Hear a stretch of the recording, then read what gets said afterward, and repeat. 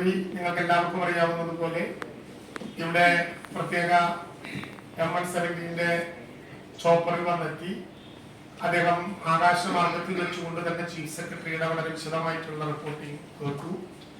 ഇവിടെ വന്ന് നേരത്തെ നിശ്ചയിച്ചതുപോലെ ഉള്ള സ്ഥലങ്ങൾ പാലം, സ്കൂള്, തുടർന്ന് ഫോഴ്സുമായിട്ടുള്ള ആശയവിനിമയം, ക്യാമ്പിൽ വന്ന് ആളുകളെ കാണൽ, ഹോസ്പിറ്റലിലെത്തി ചില ആളുകളെ കാണൽ, ഇക്കാര്യങ്ങൾ അദ്ദേഹം നിർവഹിച്ചതിന് ശേഷം ഇവിടെ മന്ത്രിതല ഉപസമിതിയും ഇതിന് നേതൃത്വം നൽകുന്ന ഉദ്യോഗസ്ഥന്മാരുടെയും എല്ലാ സാന്നിധ്യത്തിൽ ചീഫ് സെക്രട്ടറിയുടെ വളരെ ഡീറ്റെയിൽ ആയിട്ടുള്ള ഒരു പ്രസന്റേഷൻ ഇവിടെ നടക്കുകയുണ്ടായി. അതിനെ തുടർന്ന് ബഹുമാനപ്പെട്ട മുഖ്യമന്ത്രി കേരളത്തിന്റെ ആവശ്യകതയെ കുറിച്ചിട്ടുള്ള വളരെ വിശദമായിട്ടുള്ള വ്യക്തമായിട്ടുള്ള ചില ആശയങ്ങൾ അദ്ദേഹത്തിനോട് പ്രകടിപ്പിക്കുകയുണ്ടായി. അത് കുട്ടികളുടെ വിദ്യാഭ്യാസം വളരെ പ്രധാനപ്പെട്ട ഒരു കാര്യമായി അദ്ദേഹം സൂചിപ്പിക്കുകയുണ്ടായി. കുട്ടികളുടെ വിദ്യാഭ്യാസത്തിന് ഒരു പ്രത്യേക പാക്കേജ് തന്നെ കേരളത്തിന് ലഭ്യമാകണം എന്ന് ബഹുമാനപ്പെട്ട മുഖ്യമന്ത്രി ആവശ്യപ്പെട്ടു. തൊഴിൽ നഷ്ടപ്പെട്ടവർക്കും തൊഴിൽ ഇരിക്കുമ്പോൾ മരിച്ചവരുടെ കുടുംബത്തിന് തൊഴിൽ നൽകാനും വേണ്ടി പ്രത്യേകമായിട്ടുള്ള പരിപാടി ഉണ്ടാക്കണം എന്ന് മുഖ്യമന്ത്രി പ്രധാനമന്ത്രിയോട് അഭ്യർത്ഥിച്ചു. ഇൻകം ജനറേറ്റ് ചെയ്യാൻ കഴിയുന്ന, തൊഴിൽ നഷ്ടപ്പെട്ടവർക്ക് തൊഴിൽ കൊടുക്കാൻ, തൊഴിലിരിക്കുമ്പോൾ മരിച്ചവരുടെ കുടുംബത്തിന് തൊഴിൽ നൽകാൻ, ഓരോരുത്തർക്കും അനുയോജ്യമായ തൊഴിൽ വേണം എന്ന് മുഖ്യമന്ത്രി അക്കാര്യത്തിൽ അറിയിച്ചു. അത് തന്നെ ഒരു സ്കിൽ ഡെവലപ്മെന്റ് സെന്റർ കൂടി കൊണ്ടുവന്നുകൊണ്ട് നൈപുണ്യ പരിശീലനം ഉൾപ്പെടെ നടത്തിയ ആളുകൾക്ക് തൊഴിൽ നൽകാനുള്ള സൗകര്യം ഉണ്ടാകണം എന്ന് അദ്ദേഹം ആവശ്യപ്പെട്ടു. ദുരന്തബാധിതരുടെ മാനസികാശ്വാസം, അതുമായി ബന്ധപ്പെട്ട വിപുലമായിട്ടുള്ള പുനർനിർമ്മാണം എന്നിവയിൽ പ്രത്യേക സഹായം വേണം എന്ന കാര്യം അദ്ദേഹം പറഞ്ഞു. അൺഎക്സ്പെക്റ്റഡ് ആയിട്ടുള്ള, അപ്രതീക്ഷിതമായിട്ടുള്ള ദുരന്തങ്ങൾ, അതിനെ സംബന്ധിച്ച് ഒരു സമഗ്രമായ പഠനത്തിന് കേന്ദ്ര ഗവൺമെന്റിന്റെ സഹായവും അദ്ദേഹം അഭ്യർത്ഥിച്ചു. കേരളത്തിലെ കാലാവസ്ഥാ വ്യതിയാന ഇൻസ്റ്റിറ്റ്യൂട്ടിനെ ശാക്തീകരിക്കണം, ദേശീയ തലത്തിലുള്ള ഇൻസ്റ്റിറ്റ്യൂട്ടിന്റെ സഹായങ്ങൾ കൂടുതൽ കേരളത്തിന് ലഭ്യമാക്കണം. അത് സംബന്ധിച്ച് ദേശീയ കേന്ദ്രങ്ങൾ, കേരളത്തിൽ ഉള്ള ദേശീയ കേന്ദ്രത്തിന്റെ സെന്ററുകൾ കുറെ കൂടി നന്നായി ശാക്തീകരിക്കാൻ വേണ്ടി കഴിയണം എന്ന് അദ്ദേഹം പറയുകയുണ്ടായി. മുഖ്യമന്ത്രി തന്നെ പറഞ്ഞു, ഒരു വിധത്തിലുള്ള വിവാദങ്ങളുമില്ലാതെ എല്ലാവരും ഒരു മനസ്സായി നടക്കപ്പെടുന്ന ഒരു ദുരന്ത നിവാരണ പ്രക്രിയയാണ് കേരളത്തിൽ നടന്നുകൊണ്ടിരിക്കുന്നത്. അതുകൊണ്ട് അക്കാര്യത്തിൽ ഒരു പ്രധാനപ്പെട്ട ഇടപെടൽ വേണം എന്ന അർത്ഥത്തിൽ തന്നെ ബഹുമാനപ്പെട്ട മുഖ്യമന്ത്രി സംസാരിക്കുകയുണ്ടായി. ഇത്തരം കാര്യങ്ങൾ മുന്നോട്ട് കൊണ്ടുപോകാനുള്ള എല്ലാ പിന്തുണയും അദ്ദേഹം സംസ്ഥാന ഗവൺമെന്റിന് വേണ്ടി കേന്ദ്ര ഗവൺമെന്റിനോട് ആവശ്യപ്പെടുകയും കേരളത്തിന്റെ റെപ്രസെന്റേഷൻ പ്രധാനമന്ത്രിക്ക് നൽകുകയുണ്ടായി.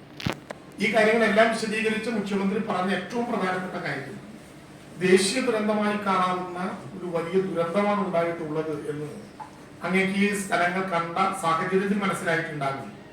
നേരത്തെ അങ്ങ് ദുരന്തങ്ങളെ കണ്ടിട്ടുണ്ടാകും, അങ്ങ് കണ്ടിട്ടുണ്ട്, അങ്ങ് ആ ഘട്ടത്തിലൊക്കെ വളണ്ടിയറായി പ്രവർത്തിച്ചു എന്നെല്ലാം പറയുന്നതും ഞങ്ങൾ കേൾക്കുകയുണ്ടായി. അപ്പൊ അതുകൊണ്ട് ആ വിധത്തിന്റെ ഒരു ദേശീയ ദുരന്തമായി ഇതിനെ കാണണം. ദേശീയ ദുരന്തമായി കാണാൻ കഴിയുന്ന വിധത്തിലുള്ള ഒരു സീരിയർ ഡിസാസ്റ്ററായി ഇത് അങ്ങയുടെ പരിഗണനയ്ക്ക് മുമ്പിൽ വെക്കണം എന്ന് അദ്ദേഹം അഭ്യർത്ഥിക്കുകയുണ്ടായി.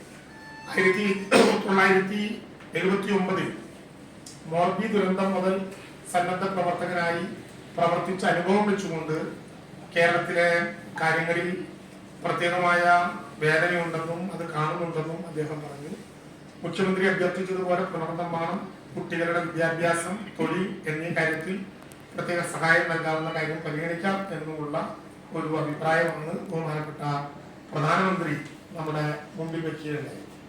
ഇന്നലെ തന്നെ രാജ്യത്തിന്റെ ഭാഗമായി ഇവിടെ വന്ന കേന്ദ്ര ഉദ്യോഗസ്ഥ സംഘത്തിന് മുമ്പാകെ കൃത്യതയോടുകൂടിയുള്ള കാര്യങ്ങൾ കേരളത്തിലെ ഗവൺമെന്റും അതിന്റെ ഉദ്യോഗസ്ഥന്മാരും ബഹുമാനപ്പെട്ട മന്ത്രി തന്നെയും കണ്ട്, ഗ്യാസ് മിനിസ്റ്ററും അവരെ കാണുകയുണ്ടായി, ബന്ധപ്പെട്ട മന്ത്രിമാർ ഉണ്ടായി, കണ്ട് അക്കാര്യങ്ങളെല്ലാം ശ്രദ്ധയിൽപ്പെടുത്തുകയുണ്ടായി.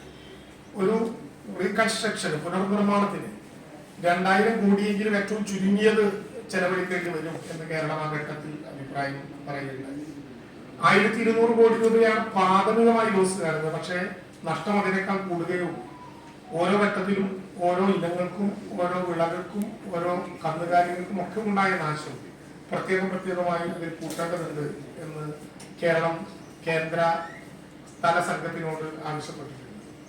അതോടൊപ്പം തന്നെ നമ്മുടെ സർച്ച് ഓപ്പറേഷൻ ചെലവാക്കുന്ന പൂർണ്ണമായ സംഖ്യ, ഡെബ്രി റിമൂവൽ ചെയ്യുന്നതിനാവശ്യമായ പൂർണ്ണമായ സംഖ്യ, ക്യാമ്പുകളുടെ സംഘാടനം, അതുപോലെ തന്നെ ഗ്രേഷ്യസ് റിലീഫ്, ഇങ്ങനെ തുടങ്ങുന്ന കാര്യങ്ങളിലും കേന്ദ്ര ഗവൺമെന്റിന്റെ ആക്ച്വൽ സംഖ്യ ഉണ്ടാകണം എന്ന് പറഞ്ഞിട്ടുണ്ട്. ഈ പ്രദേശത്ത് പ്രത്യേകമായി പരിഗണിച്ചുകൊണ്ട് തൊഴിൽ ദിനങ്ങൾ 150 ആക്കും എന്ന് നമ്മൾ തന്നെ ഇവിടെ പറഞ്ഞിട്ടുണ്ട്. ആ കാര്യം കേന്ദ്ര ഗവൺമെന്റിനോട് വീണ്ടും അഭ്യർത്ഥിച്ചു. DM ആക്ടിന്റെ, ഡിസാസ്റ്റർ മാനേജ്മെന്റ് ആക്ടിന്റെ സെക്ഷൻ 13 പ്രകാരം ഈ സംഭവത്തെ കണ്ട് ഒരു ലോണുകൾ സമ്പൂർണമായി മരവിപ്പിക്കാനും ആ ലോണുകളുടെ ബാധ്യത കണ്ടുകൊണ്ട് ഏതെങ്കിലും വിധത്തിൽ പുതിയ ലോണുകൾ എടുക്കാൻ അവർക്ക് കഴിയാത്ത സ്ഥിതി മാറ്റി പുതിയ ലോണുകൾ എടുക്കാനും അവരെ പ്രേരിപ്പിക്കാവുന്ന വിധത്തിലുള്ള നടപടിക്രമങ്ങൾ ഉണ്ടാകണം എന്നും കേന്ദ്ര ഗവൺമെന്റിനോട്, ഗവൺമെന്റിന്റെ ഉന്നതതല സംഘത്തിനോട് ഇന്നത്തെ ബന്ധപ്പെട്ട ആളുകൾ അവതരിപ്പിച്ചിട്ടുണ്ട്. തീർച്ചയായും ആ കാര്യങ്ങളുമായി സർക്കാർ മുന്നോട്ട് പോവുകയാണ്.